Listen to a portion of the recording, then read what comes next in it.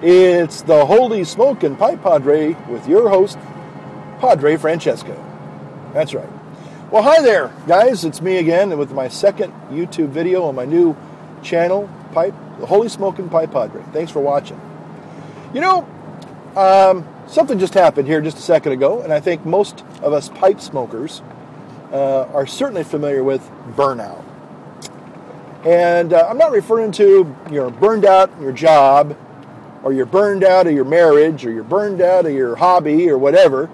I'm just talking about your pipe goes out. That's all. Nothing more. Nothing more complicated than that.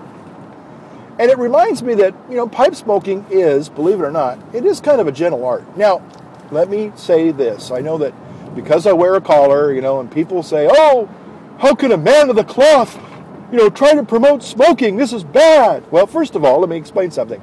I'm not a man of the cloth. It's a man of the plastic. See, that's plastic right there. That's plastic, okay? So I'm not truly a man of the cloth. I'm a man of the plastic. In fact, some people kind of have accused me of being nothing more than a kind of a hack. You know, you're just a cheap vaudevillian. Well, my dad was actually a real vaudevillian, believe it or not. That was going back many, many years ago. And so, you know, whether or not you watch my Stevenson RF channel and you're watching the videos for the Sunday readings, which you're welcome to do, but, you know, if you found this one too and you're going, hey, there's Father Francis talking about pipe smoking? What is he doing? He's promoting smoking? This is horrible. This is terrible. Well, certainly I am not here to tell young people, yeah, go out and buy yourself a pipe and start lighting up. I'm not doing that. I'm talking to adults, and if you're a pipe smoker like I am and you enjoy a nice friendly pipe from time to time, there's nothing wrong with that. In fact, my spiritual director, to be honest with you, good old Father John, long before I became a Catholic, I remember, you know, kind of investigating my faith that I'm in now after, what, 30 some odd years, or almost, well, 28 years, I guess now.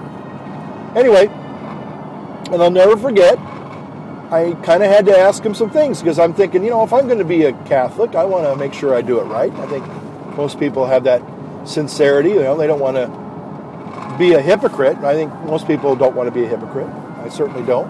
Although I have to be honest, I probably may appear to be that way, and in some ways, you know, maybe I am a hypocrite because I don't always follow perfectly everything that I'm supposed to, you know, believe. I mean, sometimes you know, I'm not saying I'm out there doing bad things, but, you know, maybe I'm not the best example. So I freely admit that, you know. But I remember I asked Father John, I said, what about smoking a pipe? Would that be considered a sin?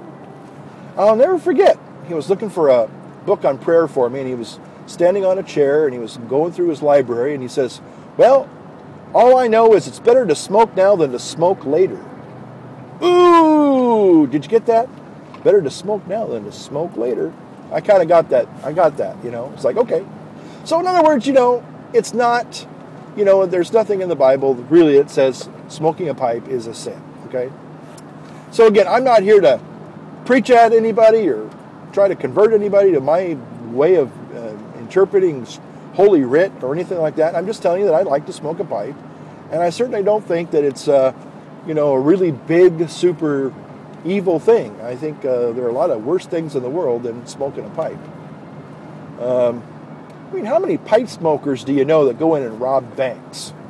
You know? Have you ever heard of a serial pipe smoker murderer? You know? I never have, you know.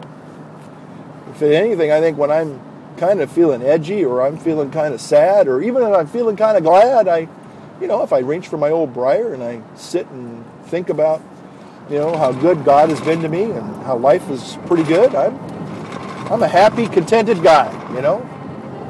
One of the best things that I like to do in this world, after I've had maybe a kind of even whether it's a good week or a bad week, is doing what I'm doing right this moment, and that is driving down, you know, this beautiful river drive, Highway 160 along the Sacramento River, along this beautiful Delta community, and just enjoying either a nice pipe or a cigar. You know, that's how I kind of unwind. That's how I kind of get back in touch. You know, it's a little prayer and meditation thing for me. So there you go. But I originally started talking about burnout. Now, what am I talking about?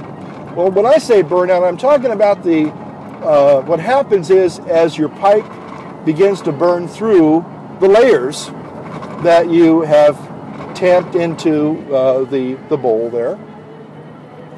And there's a real, you gotta really be, sometimes being a pipe smoker, one of the reasons why we don't talk a lot when we're smoking a pipe is we're really kind of, becoming one with this thing, in some ways. It's a real gentle art.